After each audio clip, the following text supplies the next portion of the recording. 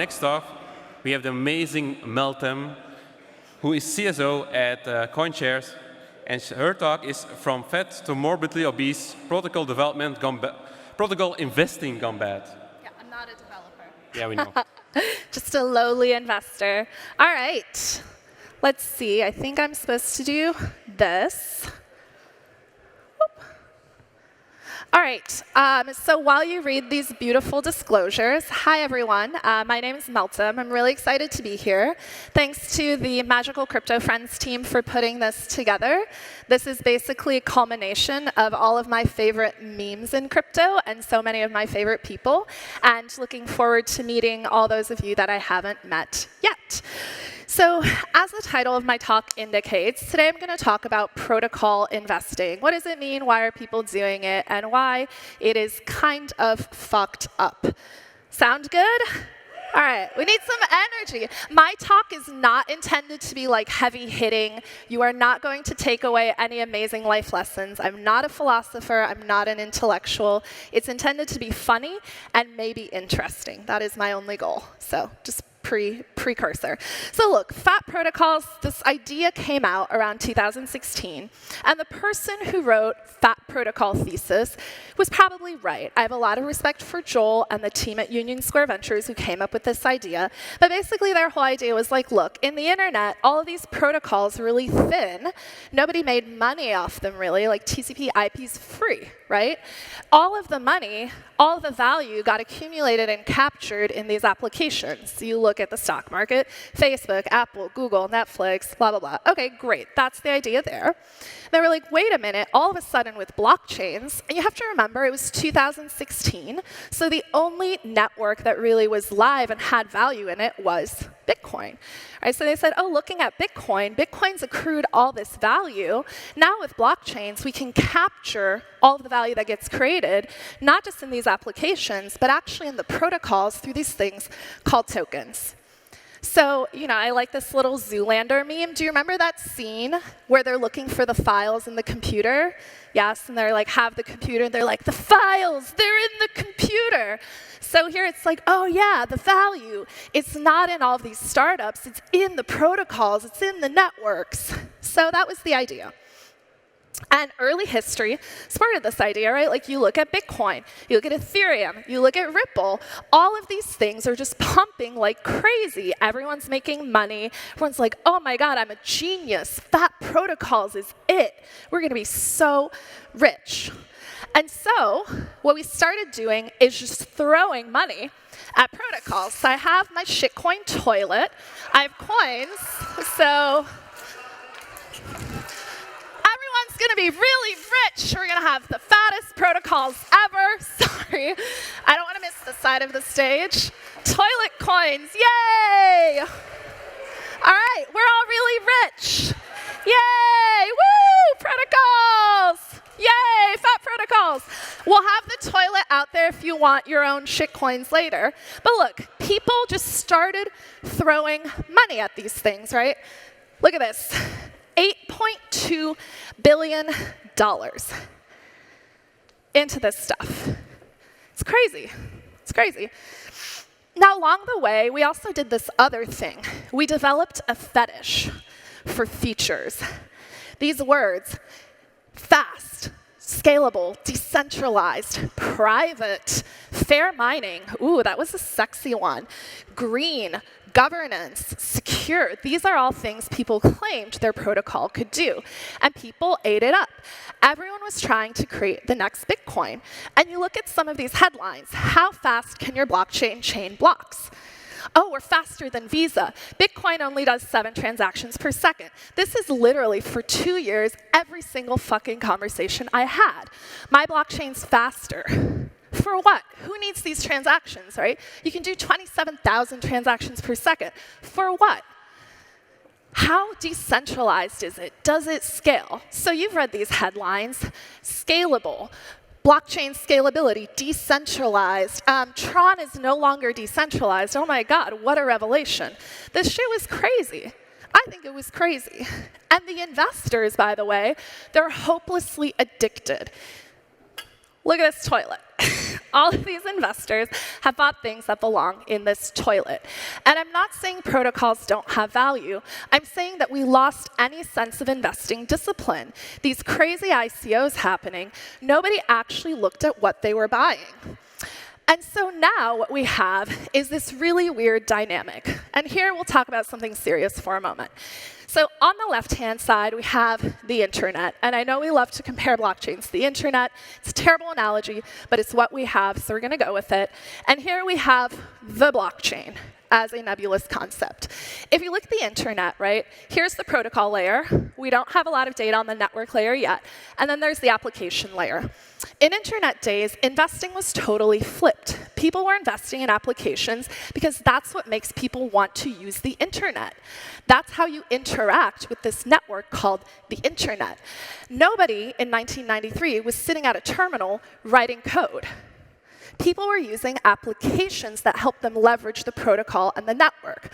Now, in crypto investing, we did the exact opposite. We put all of the money into the base layer and very little money into the actual applications.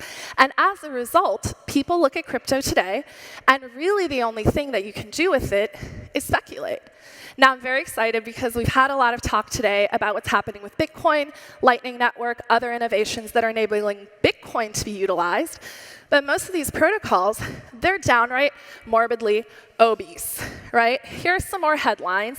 Flexa raises $14 million so you can buy coffee with Bitcoin. I can buy coffee with Bitcoin already. I don't need another protocol on top of Bitcoin to use Bitcoin. Doesn't make sense, right? We're raising money to develop a decentralized internet. We got to have a disappearing blockchain. Like, these things are just insane, and people keep throwing money at them. And what happens is all that bread, all that tasty sugar, all of this capital that's running around is making people crazy, right? Our chain spent $2 million buying a house. Tron ended up buying BitTorrent for $170 million. Like, if that doesn't make you kind of embarrassed, I don't know what to say. People are getting investigated for buying Lamborghinis, Land Rovers, property, football teams with ICO money. This is not giving crypto a very good image, and it's taken us over a year to recover any semblance of credibility. And unfortunately, this bleeds over into Bitcoin. But in reality, let's go back to the facts. So these fat protocols, we look at them down here, and then we look at the application layer. There are only 2 protocols that are fatter than the top applications. And by the way, Coinbase, BitMEX, Kraken, Binance, these companies are primarily built around the Bitcoin community. So what you're seeing here is, in fact, there's a lot of value at the application layer. There's a lot of value that's going to be created, and the applications have to exist for people to be able to use the protocols. If there's no way for you to use a token, what's going to give it value? This is a question people aren't talking about. Anyways, what I want to leave you with, because I want to wrap up, I don't want to keep you from getting your fill of coins, because this is a limited time ICO. It's for the next 3 hours only, so take all the coins you can. They're also chocolate on the inside, by the way, and they're delicious. I tried one. And the toilet's new, so don't worry. But look, Bitcoin is the fattest protocol. Bitcoin is by far the fattest. And everyone is trying to be the next Bitcoin. And what gives Bitcoin value is a question that a lot of people have talked about today. It's the network, it's the immutability, it's securability, it's open source code, it's all of these things. I have a totally different take on this. There is something about Bitcoin that is impossible to replicate, no matter how much money you throw at something. Bitcoin did not get fat on cake. People who are in Bitcoin for the last 10 years, before any of these ICOs or protocols existed, weren't speculators. They were users. There are hundreds to thousands, of people who spent hours, weeks, months of their life working on Bitcoin, not because they had a grant, not because investors gave them money, but because they believed in an idea. And the power of ideas is much more important than money, than PR, than conferences, and all of this stuff. The power of an idea, that is what Bitcoin is about. And the problem with all these protocols is once the money runs out, nobody wants to work on them.